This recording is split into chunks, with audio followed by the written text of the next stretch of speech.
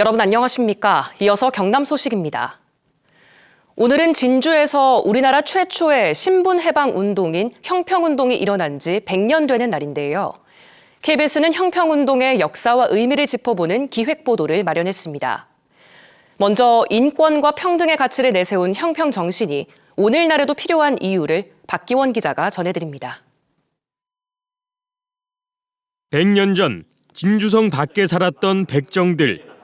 개천가인 서장대 아래 나불천과 옥봉마을이 집단 거주지였습니다. 1894년 갑오개혁 이후 신분제가 붕괴됐지만 차별과 편견은 여전했습니다. 교육은 물론 종교활동도 예외가 아니었습니다. 백정들은 인간 이하의 취급을 받았으니까 같이 예배는 드릴 수 없다는 것이 그 당시 분위기였고 선교사님들은 그렇게 해서는 안 된다. 1923년 4월 25일 진주 청년회관에서 창립한 형평사는 모두가 저울처럼 평등한 사회를 꿈꾸며 만든 단체입니다. 계급을 타파하고 모욕적인 칭호를 없애 인간다운 삶을 살자는 구호 아래 사회운동가와 백정 등 80여 명이 모였습니다. 이후 신분해방운동은 들불처럼 번졌고 전국 160여 곳에 지사와 분사가 만들어졌습니다. 형평사의 최대 성과는 사람은 모두 평등한 존재라는 인식을 널리 알렸다는 점입니다. 야학과 강습소 같은 비인가 학교를 세워 교육 기회를 제공했고 일제강점기 국내 최초 인권 사회운동단체로 활동했습니다. 이후 해방과 산업화를 거치며 전통적 신분제는 자취를 감췄지만 현대사회에는 또 다른 형태의 차별과 갈등이 부각되고 있습니다. 그 차별은 사회가 바뀌면서 또 새로 등장하기도 합니다. 이게 장애인 차별이라든지 또는 여성 차별이라든지 이런 문제는 예전부터 있었지만 다시 사람들이 그것은 부당하다라는 인식을 하게 되죠. 인권과 평등의 가치를 내세운 형평정신이 여전히 필요한 이유입니다. 현존하는 차별에 대한 인식 개선을 위해 형평정신을 되새기고 실질적 인권운동 실현을 위해서 소외받고 외면당하는 사회적 약자들에게 한 발 다가가서 백정의 신분해방운동에서 보편적 인권운동으로 100년 동안 이어진 형평운동. 새로운 차별과 혐오가 우리 곁에 도사리는 현재에도 공정과 상식의 가치는 여전히 유효합니다. KBS 뉴스 박기훈입니다. 소아암 등 장기간 병원 치료로 제때 학교에 가기가 힘든 건강장애 학생들의 학습권 보장을 위해 관심과 지원이 필요하다는 소식 전해드렸는데요. 이들은 병원 치료 기간 유급을 막는 차원에서 벗어나 정부의 적극적인 학습권 보장을 요구하고 있지만 뚜렷한 답을 듣지 못하고 있습니다. 최진석 기자가 취재했습니다. 2019년도 수능 만점자 김지명 군. 중학생 시절 3년 동안 백혈병을 앓았습니다. 김 군이 학업의 끈을 놓지 않았던 건 병원 학교가 제공한 원격 수업 덕이었습니다. 언젠가 이제 밝은 미래가 기다리고 있을 테니까 이제 그 자신의 미래를 생각하면서 열심히 삶을 사셨으면 좋겠고 희망을 가지셨으면 좋겠어요, 다들. 지명 군과 같은 투병 학생들을 위한 병원 학교가 처음 문을 연 건 1999년. 현재 전국 30여 곳에 달합니다. 2000년대 초반부터는 꿈사랑학교 등 위탁 교육기관들도 문을 열었습니다. 최소한의 수업 시간을 채워 유급은 막았지만 교육 환경은 20년 넘게 제자리입니다. 이 모든 교과를 동영상 콘텐츠가 아닌 실시간 쌍방향 수업으로 학습할 수 있는 기회를 주시기를 요청합니다. 학부모들은 위탁 교육기관에 대한 추가 예산 지원과 함께 정부가 온라인 학교를 직접 운영해달라고 요구합니다. 또 투병 중인 아이들의 학업 의욕을 높이기 위해 근본적으로 학습기관과 평가기관도 일원화해야 한다고 주장합니다. 이제 20년 가까운 세월이 흘렀고 복지와 교육 수준이 올라갔는데도 저희 아이들은 아직 유급 방지 목적이라는 거에만 맞춰서 교육을 받고 있습니다. 교육부는 추가 예산 지원은 약속하면서도 위탁 교육기관에 평가 권한 부여에 신중한 입장입니다. 평가 문제는 굉장히 아시겠지만 민감한 부분입니다. 특수교육 정책과만의 노력으로 해결되는 부분이 아니기 때문에 20여 년째 크게 달라지지 못한 건강장애 학생의 학습권 보장 문제. 학부모들은 다시 교육부에 요구사항을 공식 전달할 예정입니다. KBS 뉴스 최진석입니다. 혈세 1,660억 원을 낭비한 경남 마산 로볼랜드 사업. 도대체 책임은 누구에게 있을까요? 경상남도가 이 사업을 감사한 결과 민간 사업자와 협약 변경은 물론 사업의 운영 과정 그리고 소송 대응까지 총체적인 부실이 드러났는데요. 경상남도는 경남도 창원시 공무원과 로볼랜드 재단 직원 등 35명을 징계하거나 형사 고발하기로 했습니다. 송현준 기자가 보도합니다. 지난 2015년 대우건설 컨소시엄과 변경 협약이 체결된 경남 마산 로볼랜드 사업. 사업자에게 절대적으로 유리한 협약이라는 게 경상남도 감사위원회의 판단입니다. 보통 민자 사업은 실제 사업비가 얼마가 투입됐는지, 누구의 잘못인지를 따진 뒤 행정이 사업자에게 지급하는 해지시 지급금 규모를 결정하는데 2015년 변경된 실시 협약은 1,000억 원을 무조건 지급하는 것으로 체결됐기 때문입니다. 민간 사업자에게 유리하도록 작용하여 어디에서도 사례를 찾아보기 힘든 기행적인 해지시 지급금 산정 방식이 만들어진 것으로 판단됩니다.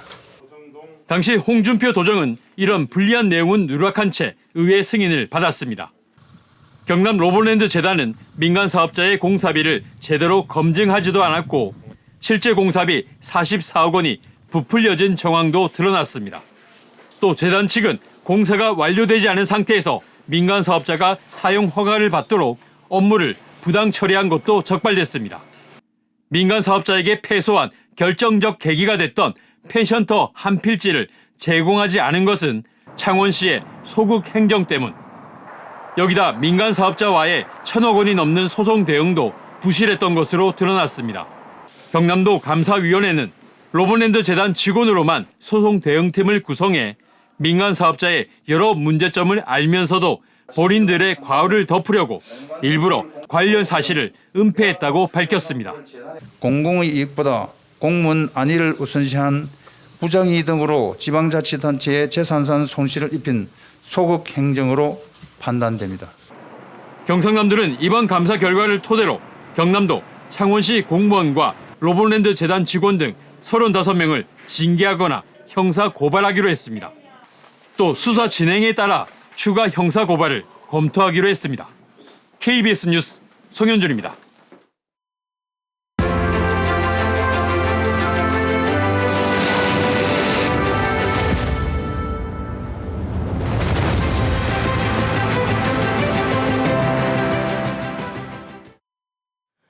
KBS 창원의 연중기획 경남 우주항공 시대를 연다 순서입니다. 윤석열 대통령은 이번 미국 방문 일정 중 미국 항공우주국 나사를 방문합니다. 우주항공 산업의 한미 간 기술 협력과 인력 지원도 논의할 예정인데 사천 우주항공청 설립이 힘을 받게 될 것이란 기대가 있습니다. 천현수 기자입니다. 윤석열 대통령은 미국 현지 시각 25일 미국 항공우주국 나사의 고다드 우주비행센터를 방문합니다. 윤 대통령은 나사 방문에서 우주항공 분야 한미 협력을 타진할 예정입니다. 우주산업은 대규모 투자 경험과 기술이 필요하고 국가 간 기술 이동에 통제가 심하기 때문에 미국의 협조가 중요합니다. 또 한국인 과학자들과 만나 한국의 우주항공청 운영과 우주정책의 의견도 들을 예정입니다.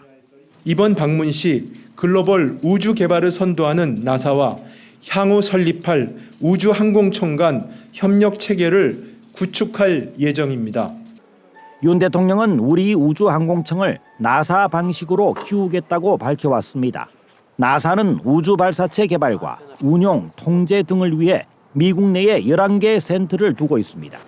대통령의 이번 방문이 한국형 우주항공청을 구체화하는 데 중요한 의미를 갖는 것입니다.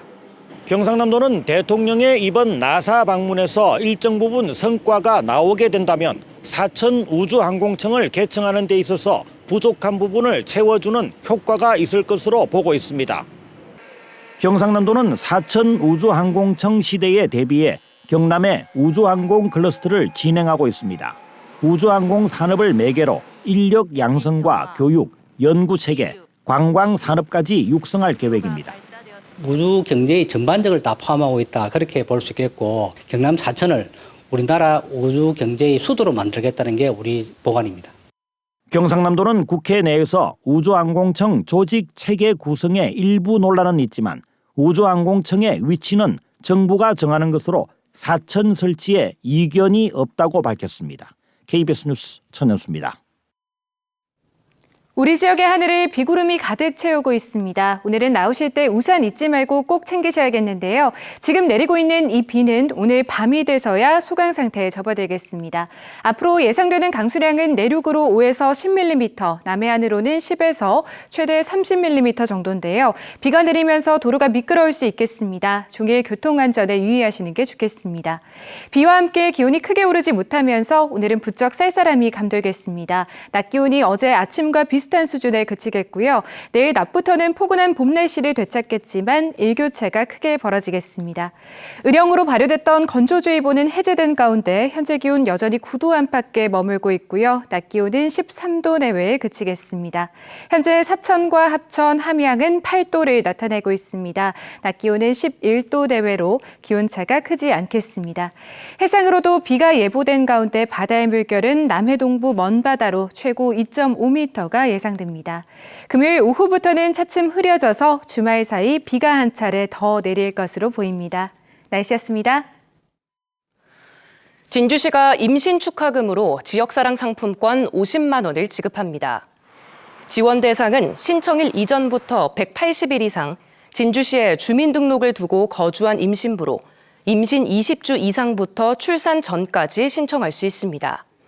외국인도 진주시에 180일 이상 주소를 두고 배우자가 대한민국 국적이면 임신 축하금을 신청할 수 있습니다. 다음 달 5일 어린이날 경남 곳곳에서 다채로운 행사가 이어집니다.